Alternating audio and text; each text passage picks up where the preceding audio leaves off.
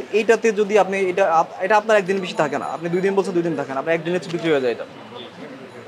আমি তো আপনাকে 2 দিন হিসাব করে দিয়েছি কিন্তু এটা, তাহলে একদিনে কনভার্ট করলে কি আরো কম পড়বে না এটা? আপনি বলেন কম পড়বে না? তাহলে এটা কি এত টাকা লাভ করা যৌক্তিক? তো এটা কেন করেন রে ভাই? এর মূল্য এখন কত চলতেছে লাল? 1240 টাকা। 1240। আপনি বলেন, ডজন বলেন। 148 টাকা 80 পয়সা। কিনেছেন কত?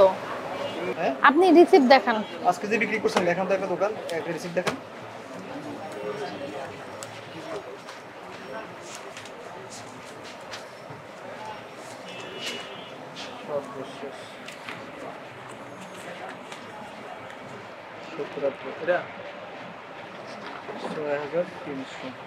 এটা 1245। 12 টাকা 30। এটা লাল না সাদা? লাল লাল। লালটা 12 টাকা 30 পয়সায় বিক্রি করছেন পার ডিম। 30 পয়সা হলে আপনার ডজন হচ্ছে 12। 147 টাকায় বিক্রি করছেন। আর কিনেছেন কত?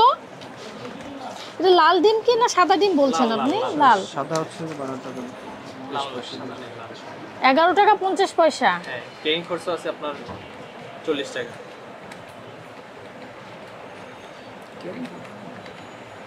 আপনি 138 টাকায় কিনছেন আর আপনি বিক্রি করছেন। খরচ আছে। থামেন আমি বলি।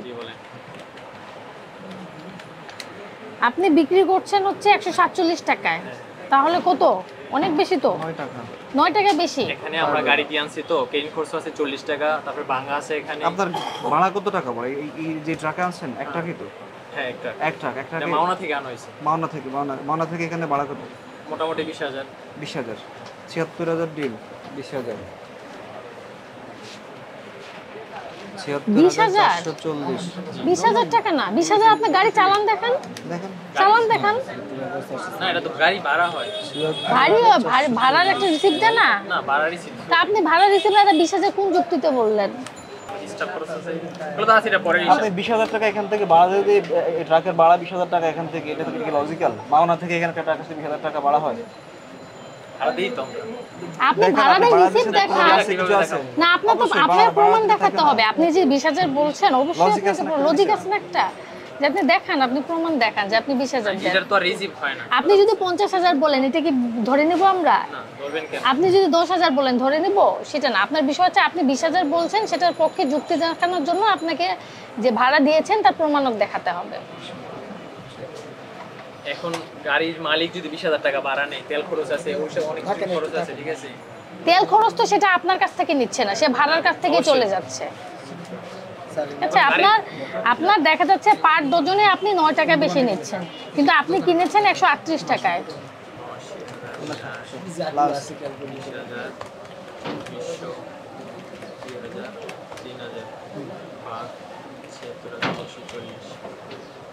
টাকা 85 পয়সা। আচ্ছা, 11 টাকা 85 পয়সা। আপনি বিক্রি করছেন কত? 12 টাকা 40 পয়সা। তাও 1 টাকা 142 টাকা আপনার হিসাবে সর্বোচ্চ, যেটা আপনি দোকান ভাড়া আপনার স্টাফ আপনি সর্বোচ্চ দেওয়ার পরেও 142 টাকা পড়ে। দেখেন 142 টাকা কি? আপনি ডজন। ও ডজন। হ্যাঁ, তা আপনি সেটা 147 টাকা নিচ্ছেন। এটা কি ঠিক হচ্ছে? পাইকারি পর্যায়ে যদি এভাবে এখানে বসে যদি এভাবে বিক্রি করেন, আপনি কিন্তু এটা সবকিছু দেওয়ার পর এখন কত টাকা আপনি বলেন লাভ করতে হবে? এগুলো সবগুলাই না, বুঝছেন? এই যে 8 টাকা যে দেখাইলাম, এটা 9 তারিখে আপনি এখন দেখাচ্ছেন। আপনি 9 তারিখে আপনি হিসাব দেখান, আপনার হিসাবটা আপনার সব মিলে দেখানো হয়েছে। আপনি আপনার স্টাফ কয়জন অ্যাকচুয়ালি আমার জানা নেই, চুক্তি উপদেষ্টা আপনি একটা মুখে বলছেন, আপনার মতো করে আপনি বলছেন সবকিছু বলার পরেও আপনার কথা মতোই কিন্তু আমরা ধরছি, আপনি যেটা বলছেন সেটাই ধরছি। এখন আপনার 5টা স্টাফ থাকলো, আপনি আরো 3টা বাড়াই দিয়ে বলছেন, ধরেন। এখন পাইকারি পর্যায়ে আপনি যদি পাইকারি পর্যায়ে এত দাম নেন তাহলে তো আপনি বলেন খুচরা পর্যায়ে কত বেশি হবে? যৌক্তিক লাভ করেন। জি স্যার, জি। তো এইটাতে যদি আপনি এটা আপনার একদিন বেশি থাকে না, আপনি 2 দিন বলছেন 2 দিন থাকে না, আপনার একদিনের বিক্রি হয়ে যায় এটা। আমি তো আপনাকে 2 দিন হিসাব করে দিয়েছি কিন্তু এটা, তাহলে একদিনে কনভার্ট করলে কি আরো কম পড়বে না এটা? আপনি বলেন কম পড়বে না? তাহলে এটা কি এত টাকা লাভ করা যৌক্তিক? তো এটা কেন করেন রে ভাই? শুধু আমি বলছি যে এটাই, কিন্তু অন্যান্য ক্ষেত্রে কিন্তু সব ঠিক আছে। আপনার সব হিসাব কিন্তু আপনার আমরা সব ধরে হিসাব নিচ্ছি। আপনি দিয়েছেন, এখানে এই যে মিডিয়া আছে, মানুষজন সবাই আছে, আপনি দিয়েছেন। এখানে তো আমি আপনার উপর চাপাই দেইনি যে ভাই আপনি এটা আমরা চাপিয়ে দিয়েছি আপনার উপর। আপনার ট্রাক আপনি ভাড়াটাই যা ধরছি। বলেছেন, আপনি ট্রাক ভাড়া বলেছেন সেটা আমরা ধরেছি, আপনার 8 না 9 জন স্টাফ ধরেছেন সেটা আমরা, আমি অ্যাকচুয়ালি জানি না আপনার কত স্টাফ আছে, তারপরে আমরা সেটা ধরেছি।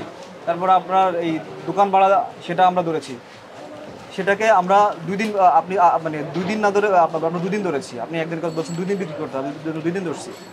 তারপরেও যদি আপনার এরকম হয়, হিসাব করেন আবার দেখেন।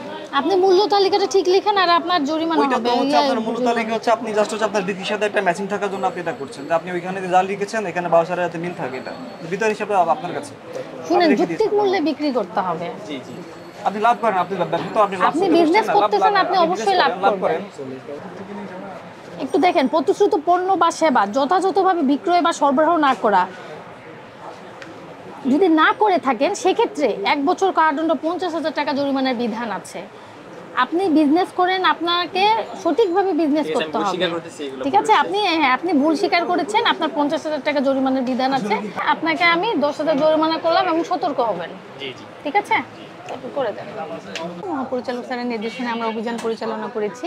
আমরা মূলত মানে যেখান থেকে ডিমটা ক্রয় করে সেটা ক্রয় রসিদটা দেখি এবং মূল্য তালিকা সঠিকভাবে টাঙিয়েছে কিনা, যৌক্তিক মূল্যে বিক্রি করছে কিনা এবং বিক্রি করার ক্ষেত্রে বিক্রয় রসিদ দিচ্ছে কিনা, সেই বিষয়গুলো আমরা দেখছি।